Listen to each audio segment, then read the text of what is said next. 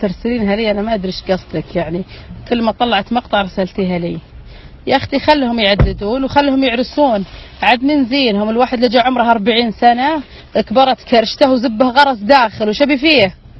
ترى انا اقعد اجي ممحونه وحاره وابغى شيء يطيب خاطري، ابغى شيء مثل اللي في الاخير الاقي لي ابو العيال صك ال40 كرشته كبرت وزبيبه انغرس، ما في شيء برد المحنه يا ماما. أليس فيكم رجل جديد؟ حنا نبغى فتى جديد.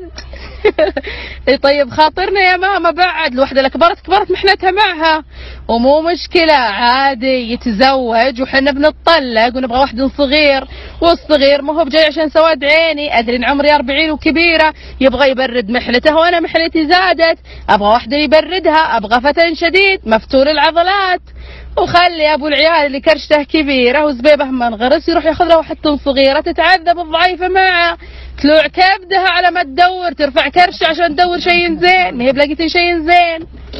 فهمتي يا عمري؟ عدد اخذ 2 و3 و4 وبدعي لك من قلبي، بس عطلي ورقتي خليني ابرد محنتي، اشوف لي واحد فتيين مفتول العضلات بعد، ولنفسك عليك حق مثل ما تقول.